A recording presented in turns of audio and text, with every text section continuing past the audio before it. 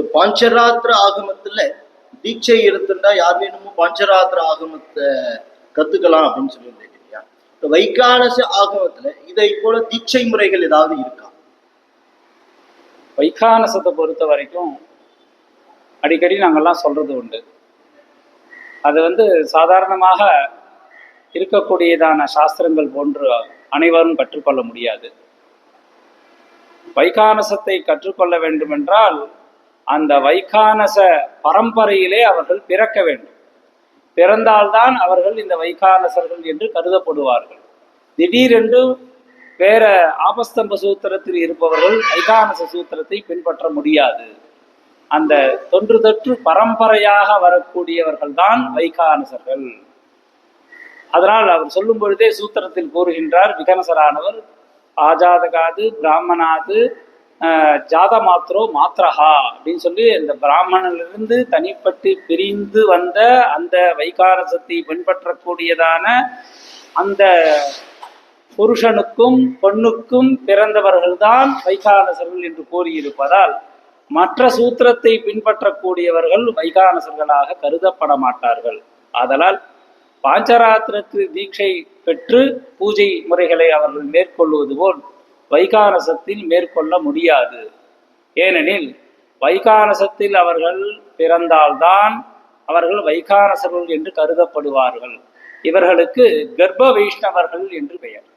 வைகானசத்தில் இருக்கக்கூடியதான அனைத்து ஆச்சாரிய சுவாமிகளுக்கும் பட்டாச்சாரிய சுவாமிகளுக்கும் ஏன் திருப்பதியில் இருக்கக்கூடியதான தீட்சிதர்களுக்கும் கர்ப்ப வைஷ்ணவர்கள் என்று பெயர். ஏனெனில் இவர்களுக்கு கர்ப்பத்திலேயே இந்த பஞ்சசம்ஸ்காரம் என்று சொல்லக்கூடியதான சம்ஸ்காரமானது ஆகிவிடுகின்றது. எவ்வாறென்றால் விஷ்ணுபலி என்று ஒரு சம்ஸ்காரத்தை சொல்லி இருக்கின்றார் விகனசர். இந்த விஷ்ணுபலி சம்ஸ்காரத்தை செய்வதால் அந்த பெண்ணிற்கு பிறக்கக்கூடியதான அனைத்து குழந்தைகளுக்கும் இந்த பஞ்சசம்ஸ்காரம் செய்வதாக கருதப்படுகின்றது.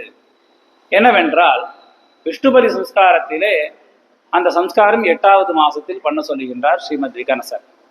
அப்ப 8வது மாசத்தில் பண்ணும் பொழுது அதுக்கு சில ஹோமங்களை செய்துவிட்டு அந்த ஹோமகுண்டத்தின் எதிர்பக்கத்திலே ஒரு 12 கூர்ச்சங்களை போட்டு அந்த 12 கூர்ச்சங்களிலே கேசவாதி விஷ்ணுமூர்த்தியை ஆவாகனம் செய்து அந்த விஷ்ணுமூர்த்திக்கு பாயச அன்னத்தை நிவேதனம் செய்ய சொல்லி அந்த பாயச அன்னத்தை ஹோமம் செய்து அந்த பிறகு இந்த சங்கமுத்ரை சக்கரமுத்ரை என்று சொல்லக்கூடியதான மந்திரங்களை இந்த பாயசத்திலே அபிமந்திரணம் செய்து அந்த கர்ப்பமாக இருக்கக்கூடியதான அந்த ஸ்திரீக்கு அந்த பாயசத்தை கொடுத்து விடுவார்கள். அந்த பாயசத்தை அந்த ஸ்திரீயானவள் பெண்ணானவள் சாப்பிடுவதால் அந்த பெண்ணுக்கு எத்தனை குழந்தைகள் ஆண் குழந்தை பிறந்தாலும் சரி பெண் குழந்தை பிறந்தாலும் சரி கர்ப்ப வைஷ்ணவர்கள் என்றே கருதப்படுகின்றார்கள். கர்ப்பத்திலேயே எம்பெருமான் அவர்களுக்கு சக்கரமுத்ரையும் சங்கரமுத்ரையும் தரித்து ஜனனம் செய்ய வைக்கின்றார். எப்படி அபிமன்யுக்கு ஸ்ரீ கிருஷ்ணரானவர் கர்ப்பத்திலேயே அந்த உபதேசம் செய்து சக்கரவியூகத்தில் எப்படி போகணுங்கிறது சொல்லி கொடுத்தாரு இல்லையா? அதற்கு இதெல்லாம் ஒரு எடுத்துக்காட்டு. அதனால் எங்க வைகானச சாஸ்திரமானது உயர்ந்த சாஸ்திரம். அந்த குழந்தை கர்ப்பத்தில் இருக்கும் பொழுதே அவனுக்கு சம்ஸ்காரங்களை செய்து விடுகின்றார்கள், சம்ஸ்காரங்களை செய்து விடுகிறார்கள்.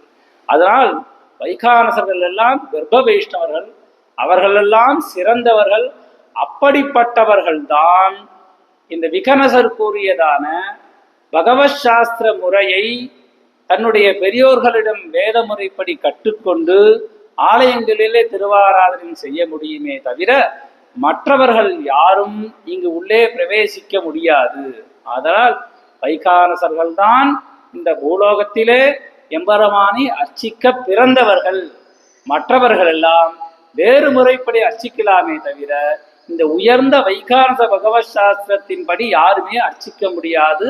வைகானசர்கள் மட்டும்தான் அர்ச்சிக்க முடியும் என்பதை நாமெல்லாம் கண்டிப்பாக தெரிந்து கொள்ள வேண்டும். அதனால்தான் நம்முடையதான அகோபில மடம், பரகால மடம், ஆண்டவன் ஆசிரமம் போன்றதான அனைத்து